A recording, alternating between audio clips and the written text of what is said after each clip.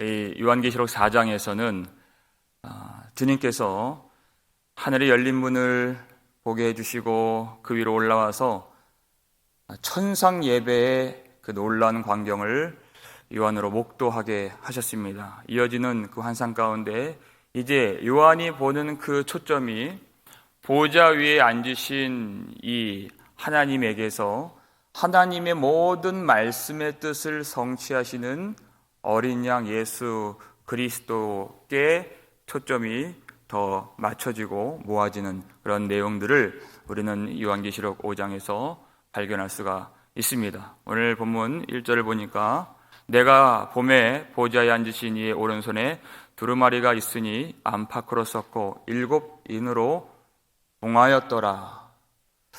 보좌에 앉으신 이 하나님의 오른손에 두루마리가 있고 그 두루마리에는 이 책에는 안팎으로 빼곡히 무엇인가 글이 적혀져 있고 그 책은 두루마리는 7인으로 봉해진 책이었다 하는 것입니다. 이것이 무슨 책인가 알 수 있기 위해서 이제까지 해왔던 방식 그대로 구약의 빛을 통해서 우리가 좀 알기를 원합니다. 우리 에스겔 2장 9절 10절 보니까 읽겠습니다.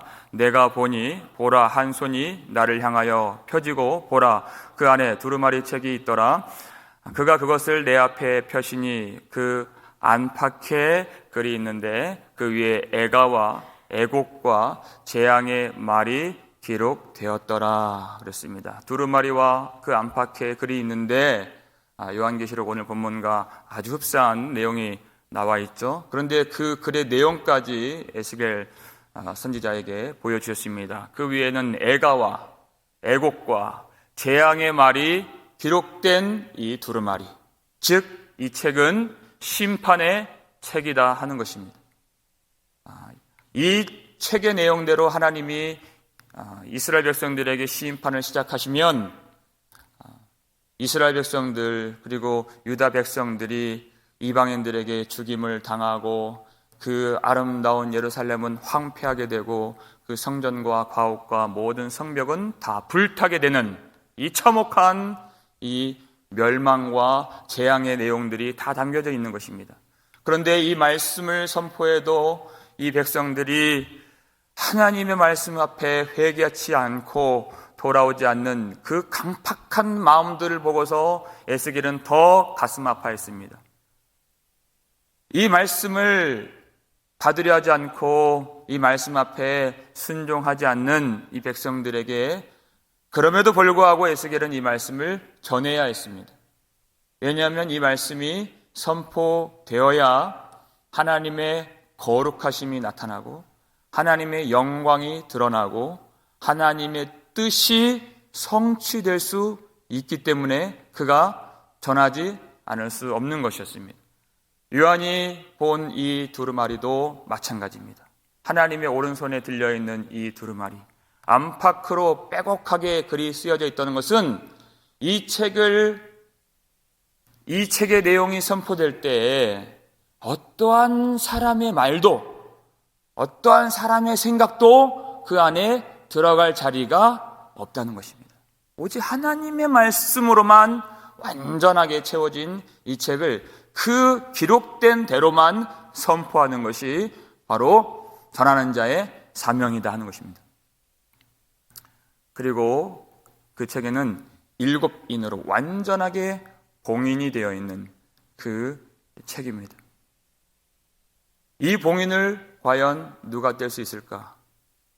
이 봉인이 떼어지면 하나님의 말씀의 뜻대로 이제는 심판이 진행되는 것입니다. 그래서 요한계시록 6장을 보면 그 인이 하나씩 떼어질 때마다 하나님의 뜻 성취로 향하는 환란들이 하나씩 나타나게 되는 것이에요.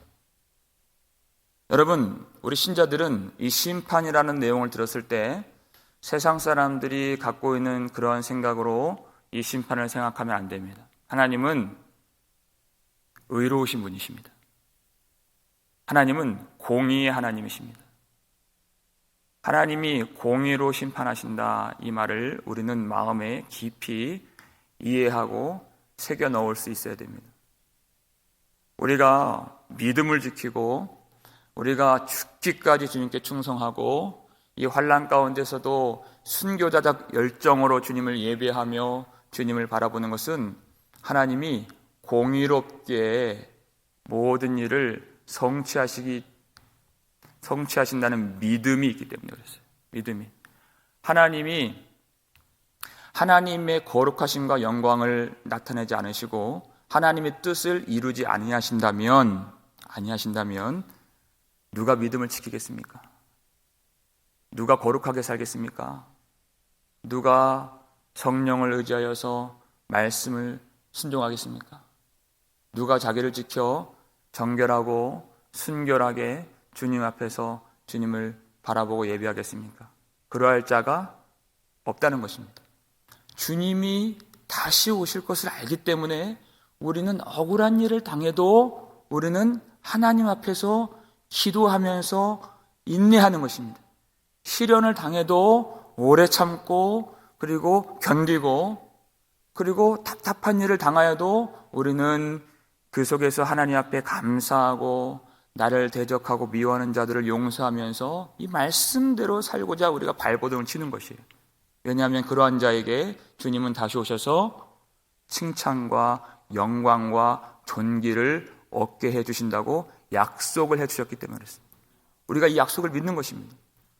그런데 하나님의 살아계심을 믿지 않고 이 말씀을 믿지 않는 자들은 자기 마음대로 이 세상의 것들을 누리면서 즐기면서 자기 뜻대로 자기 생각대로만 그렇게 행하고 살게 됩니다. 그러면 하나님이 약속하신 대로 공의로 이 세상을 심판하시면 모든 것들이 다 자기 제자리로 찾고 돌아가는 것이 하나님의 백성들은 아버지의 지배 그리고 이 세상으로부터 나서 마귀의 종노릇 했던 자들은 그들을 위하여 예비된 영원한 불과 유황의 못으로 돌아가게 되는 것이에요. 다 각자 제 자리를 찾게 만드시는 것이 하나님의 공의로운 심판이기 때문에 하나님의 거룩한 사도들은 이 날을 주의 날을 사모하라 그랬어요. 기다리라고 그랬어요. 세상 사람들은 그 책이 펴지 않기를 바랄지 모르겠지만 바라지 않겠죠? 그런데 성도들은 그렇지 않습니다.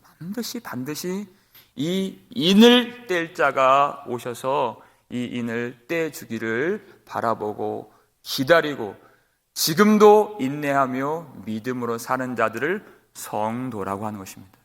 오늘 본문 2절 말씀을 보시면 읽겠습니다. 또 봄에 힘 있는 천사가 큰 음성으로 외치기를 누가 그 두루마리를 펴며 그 인을 떼기에 합당하냐 하나 그랬습니다. 누가 합당하냐? 합당한 자가 있어야 이 인을 뗄 수가 있다는 것입니다. 이 인을 떼기에 합당한 자격을 갖추고 합당한 권세를 가진 자가 이 여호와 하나님의 오른손에 들린 이 두루마리를 받아서 그 인을 뗄 수가 있는 것입니다. 힘 있는 천사조차도 이것을 감당할 수가 없기 때문에 누가 그 인을 떼기에 합당하냐 이렇게 말했습니다. 완전한 자격과 완전한 권세를 가져야 이 일을 할 수가 있다는 것이죠. 그래서 본문 3절, 4절 우리 함께 보면 읽겠습니다. 하늘 위에나 땅 위에나 땅 아래에 능히 그 두루마리를 펴거나 보거나 할 자가 없더라. 그 두루마리를 펴거나 보거나 하기에 합당한 자가 보이지 아니하기로 내가 크게 울었더니 요한이 크게 울었다는 것이 이것을 하늘 위에나 땅 아래에 이것을 능히 펴거나 보거나 할 자가 없기 때문에 울었다는 것입니다. 이 피조 세계에는 그것을 할 수 있는 자격을 갖추고 권세를 가진 자를 찾아볼 수가 없다는 것입니다. 그 애곡과 그 재앙의 말이 담겨져 있는 심판의 책을 세상 사람들은 그렇게 열리기를 전혀 기대하거나 사모하지 않을 것입니다.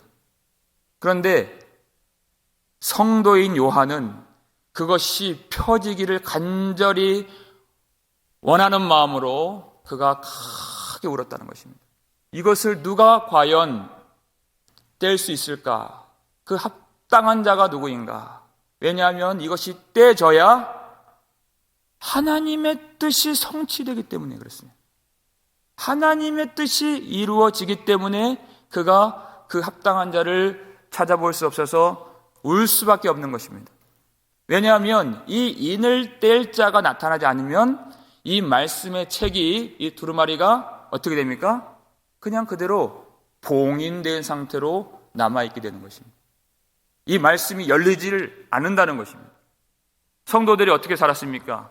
이 믿음 지키려고 영원한 나라 주의 영광으로 임하실 때 칭찬과 영광과 존귀를 얻기를 원하는 마음, 주님의 상을 받고 주님의 영생을 누리며 그 영원한 안식에 들어가를 그 놀라운 그 소망을 가지고 우리가 믿음을 지켰는데 이것이 탁 말씀이 봉해져 있는 거예요. 이 영광이 나타나지 않는 것입니다. 이 뜻이 성취가 되지 않는 것입니다. 그것처럼 답답한 일이 없죠. 세상이 그렇게 교회를 억압하고 교회를 조롱하고 지금도 끝간데 없이 교회를 핍박하고 멸시하는 이 어려운 세상 가운데에서 이 환난을 이겨나가면서 그 박해를 이겨나가면서 이 믿음을 지켰는데 하나님의 뜻이 이루어지지 않는 거예요. 이것처럼 답답한 일이 없는 것입니다. 세상이 이기는 것을 본다는 것입니다, 여러분. 시편 42편 3절 말씀, 시편 기자가 이렇게 울었습니다. 읽겠습니다. 사람들이 종일 내게 하는 말이 내 하나님이 어디 있느뇨 하오니 내 눈물이 주야로 내 음식이 되었도다. 신자들이 갖고 있는 눈물이 이것이. 사람들이 그렇게 하나님을 비방해요. 왜냐하면 하나님의 살아계심을 믿지 않기 때문에 그래요. 하나님의 말씀을 그저 이 종이짝만도 못한, 쓰레기만도 못한 그런 거짓말로 알고 있기 때문에 그렇게 교회를 향해서 삿대질을 하고 손가락질을 하고 비방하면서 그들이 교만 행하고 교회를 박해한다는 것입니다. 그때 흘리는 눈물을 지금 요한이 갖고 있는 것입니다. 성도들의 기도는 땅에 떨어지게 되는 것입니다. 우리가 믿고 있는 말씀은 땅에 떨어지게 되는 것입니다. 우리가 바라보는 그 하늘 소망은 다 땅에 떨어져서 사람들의 그 돌 같은 강팍한 마음이 부딪혀서 다 산산조각이 나게 되는 것입니다.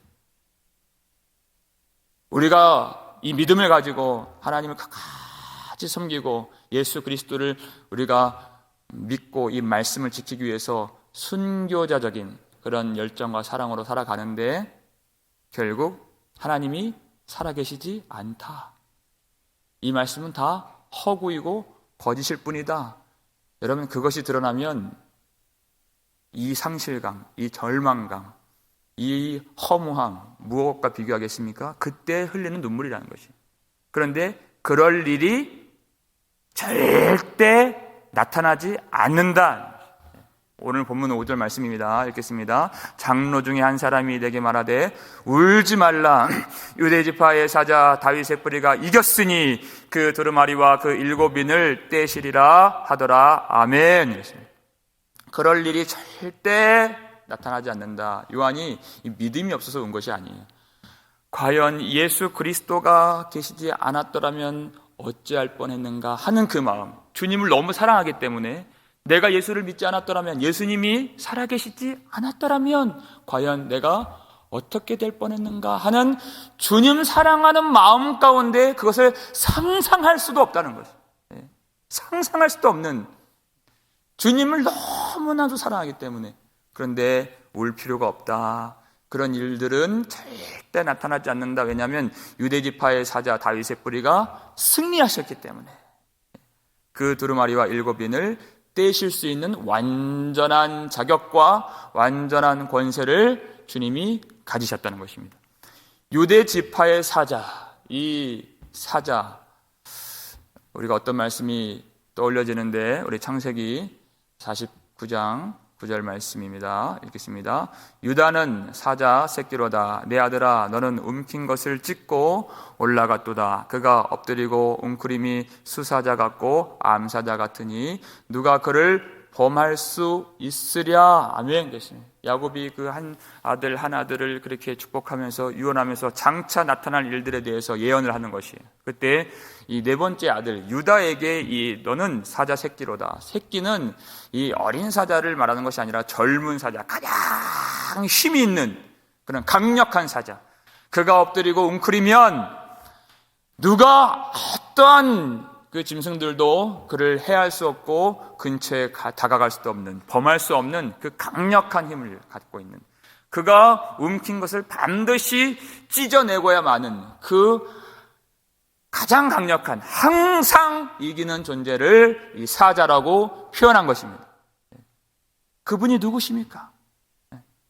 유다의 사자가 되시는 예수 그리스도, 강력한 권세와 영광으로서 영원한 승리를 누리시는 예수 그리스도. 그래서 49장 창세기 8절 말씀 바로 전절이죠. 읽겠습니다. 너는 내 형제의 찬송이 될지라. 내 손이 내 원수의 목을 잡을 것이요 내 아버지의 아들들이 내 앞에 절하리로다. 아멘. 그랬어요. 유다 지파에서 나신 예수 그리스도를 말하기 위해서 유다에게 이렇게 예언하고 축복을 하는 것입니다. 먼저 그것이 역사적으로 어떻게 성취가 되었습니까? 유다 지파에서 다윗이 나와서 그 왕이 되었을 때 그가 모든 형제들, 모든 지파들을 그가 통일을 해서 많은 이방 백성들의 그 영토를 취하고 그들에게 조공을 받고 하나님의 그 왕권과 영광을 모든 열방에 나타내는 왕이 역사적으로 다윗이었습니다.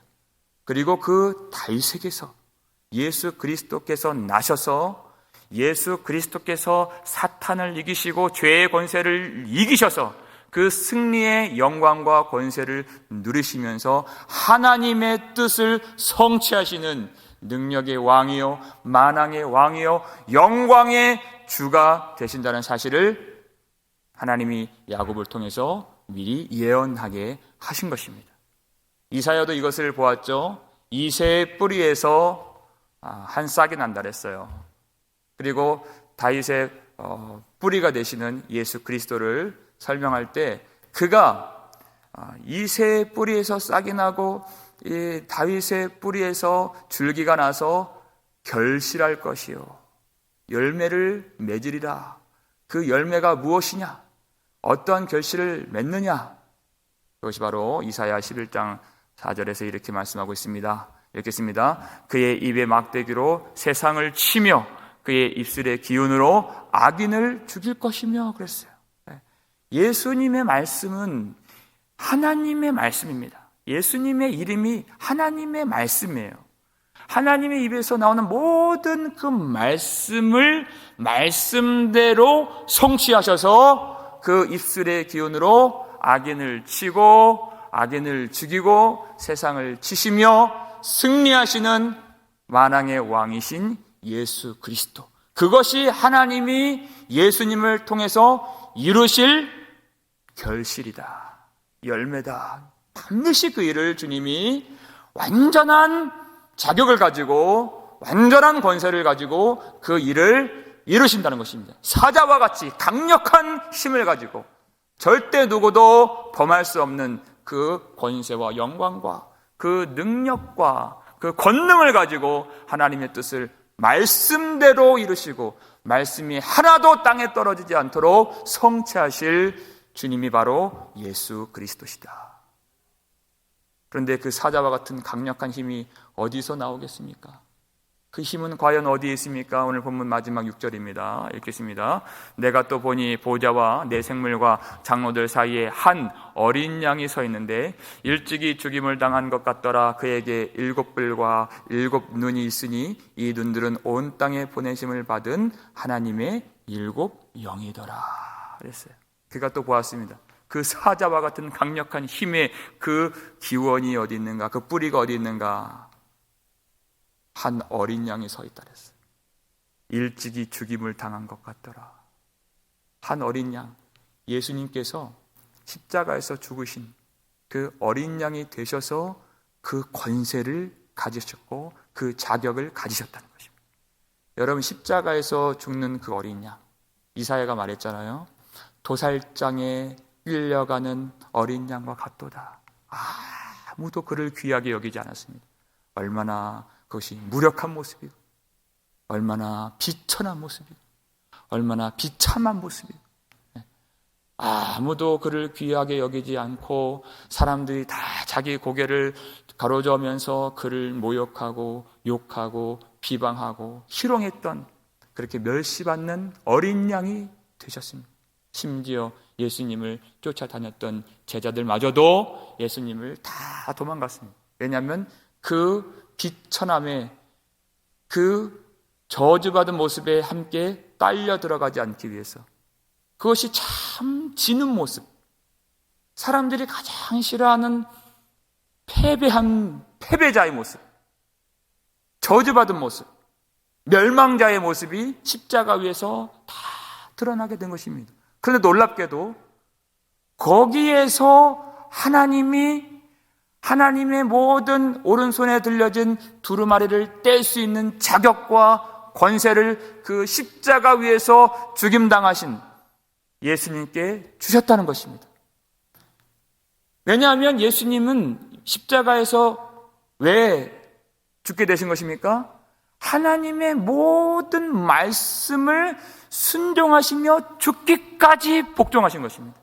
그것이 십자가예요. 이 세상 어떤 사람들도 그렇게 순종하지 않았습니다. 그렇게 할 수가 없습니다. 근데 예수님이 말씀을 성취하시기 위해서 오직 여호와의 말씀대로만 가시는 그 길을 걸으시면서 십자가에서 죽으신 것입니다. 하나님은 예수님을 지극히 높이셨어요. 지극히 높이셔서 하나님의 모든 권세와 영광과 권능과 존귀를 다 주님께 다 주셨어요. 그래서 하나님의 오른손에 들린 이 두루마리의 책의 7인을 뗄 수 있는 그 권세와 자격을 예수님이 갖게 되신 것입니다. 그 힘이 어디서 나오는가? 이 세상을 치고 악인들을 멸하고 하나님의 모든 자녀들은 하나님의 나라에, 그리고 하나님을 비방하고 거역하고 믿지 않는 자들은 다 불과 유황에 그렇게 가르칠 수 있는 심판의 권세는, 그 사자와 같은 힘은 어디서 나오는가? 어떤 힘으로 세상을 이기시는가? 죽음의 권세까지도 멸하시는가? 그것이 바로 그가 너무나도 힘없고 가련한 모습으로 십자가에서 일찍이 죽임을 당하시는 그 어린 양 같은 모습에서 그 하늘의 권세를 가지신 만왕의 왕으로 하나님이 그를 인정해 주셨다는 것입니다. 그것이 하나님의 아들이 갖는 권세인 것이, 군사적인 힘이 아닙니다.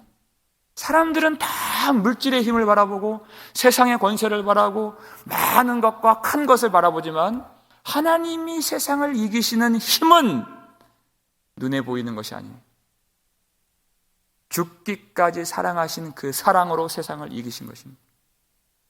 하나님의 말씀을 순종하는 그 순종으로 세상을 이기신 것이, 하나님께 속한 자들을 사랑하여서 희생하는 죽음으로 세상을 이기신 것입니다.